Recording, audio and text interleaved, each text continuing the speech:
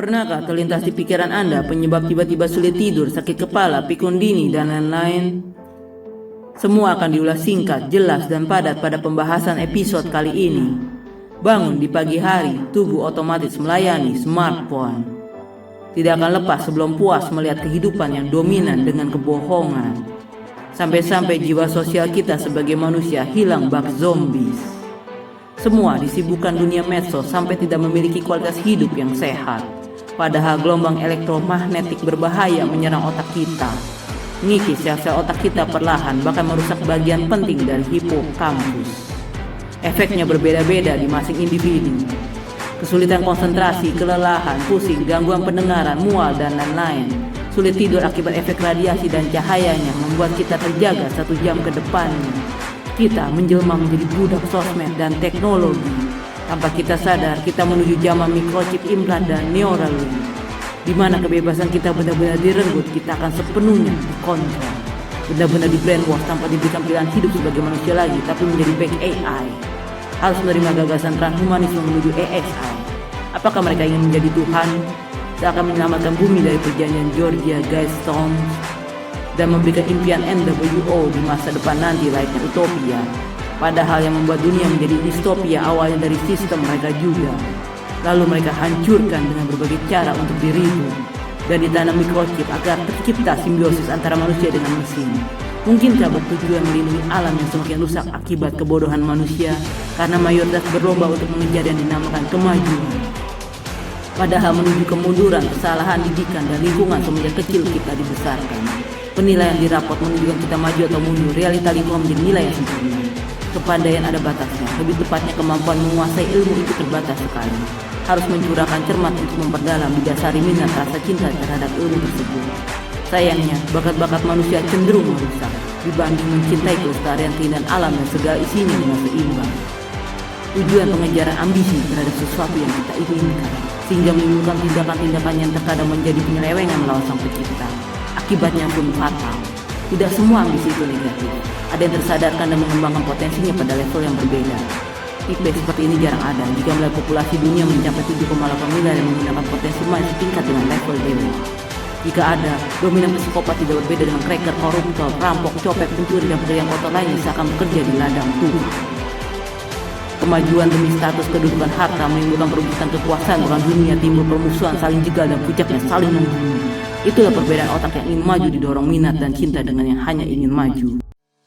Mari tanamkan cinta kepada anak-anak generasi berganti generasi tanpa membandingkan, mengiming-imingi pujian, kemajuan, lebih pandai dan menang dibanding anak lain. Mengapa harus menanamkan benih persaingan dan ingin selalu paling tinggi dalam batin mereka yang masih polos murni? Ciptakan manusia mencintai alam dan ramah lingkungan, maka sosmed dan teknologi pun tidak cenderung menghancurkan peradaban. Justru akan menciptakan keseimbangan dan alam lebih baik juga diisi manusia-manusia yang tersadarkan. Jika tidak, 5G, 6G, Wi-Fi, Li-Fi, microchip, Neuralink, serta AI menghancurkan dan mengontrol kita. Menimbulkan perselisihan dan pemberontakan antar saudara. Media sosial itu disebut sebagai Argentum ad Nausem, tidak jauh berbeda dengan pidato Hitler, di mana Joseph Goebbels mengubah frekuensi 430 Hz menjadi 440 Hz atau disebut solfeggio frequencies. Mempengaruhi orang dengan kebohongan yang diulang-ulang 1000 kali akan menjadi suatu kebenaran. Dari penangkapan frekuensi yang berbeda akan berbeda pula penafsirannya dari apa yang diresap. Bagi yang tidak mengalami frekuensi yang sama tidak akan bisa mengerti dan memahami perasaan mereka yang depresi, dibully di sosmed. Bahkan ada yang melakukan suicide dari anak kecil hingga orang dewasa. Tapi melihat status medsos seperti Instagram mereka, Anda akan terheran-heran. Hampir tidak ada petunjuk apapun jika mereka mengalami depresi. Mereka menghabiskan waktu hidup mereka sia-sia tanpa ada hubungan sosial, juga uang terbuang begitu saja. Hidup semakin parah, lebih membuat candu dibanding narkoba dan judi. Sebenarnya itu tidaklah salah sepenuhnya, kembali lagi kepada manusianya. Semua ingin tampak bahagia. Jika menghabiskan waktu dan uang Anda di sana tanpa mendapatkan hasil akan merampas hidupmu. Waktu kebersamaan mengering. Penyebaran radiasi di mana-mana tanpa mengetahui efek jangka panjang bagi kesehatan, terutama pada jaringan sinapsis. Jangan over menggunakan teknologi. Minum alkohol itu menyenangkan, tapi jika berlebihan akan menjadi pecandu dan merusak kesehatan Anda. Hiduplah seimbang, kecanduan itu berbahaya, layaknya bermain game hingga lupa waktu. Cepat atau lambat itu akan membunuhmu dari dalam. Atau dari orang-orang jahat di luar sana yang bisa menghancurkanmu. Ingat, di dunia maya semua bisa menjadi siapa saja. Jadi berhati-hatilah bagi yang polos. Dan jagalah privasi Anda seperti Snowden.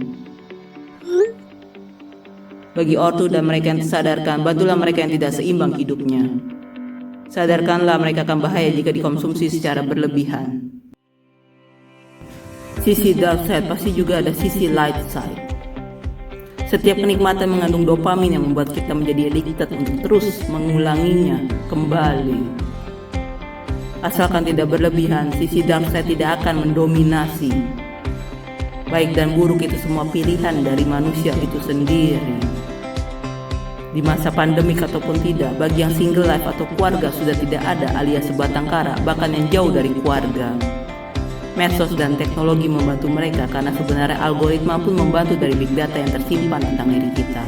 Semua tergantung dari apa yang kita telusuri asalkan masih dalam surface bukan dark dan deep web. Keceriaan selalu hadir jika kacamata dan pikiran kita dominan positif. Bahkan work from home bisa menghasilkan uang asalkan cermat dan jeli melihat peluang yang ada. Karena dunia di masa depan era dunia digital industri kreatif yang dicari. Jika Anda kesepian, depresi, jangan masuk terlalu dalam. Cobalah untuk belajar hal-hal yang baru. Jangan bersedih. Cobalah isi kegiatan tanpa media sosial dan teknologi. Bahkan hubungan yang kekurangan waktu, walaupun tinggal satu atap. Karena kita mengenal teknologi, maka kita ketergantungan. Jika teknologi tidak pernah ada, kita tidak akan pernah merasa kehilangan. Ada banyak hal yang merampas sebuah hubungan. Segera matikan TV, smartphone Anda, laptop Anda, dan segala teknologi yang ada jika sudah terlalu menyerap energi kehidupan Anda.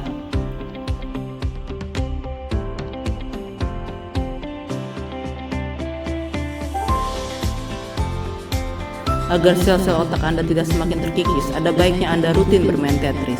Ya, Tetris setengah sampai 1 jam saja Anda mainkan. Jika Anda stres ataupun depresi, bermain Tetris sangatlah membantu. Cobalah untuk menyenangi game legendaris ini. Selain dapat menyembuhkan bahkan trauma sekalipun, juga dapat menambah kapasitas otak Anda. Semoga membantu. Nantikan episode berikutnya tentang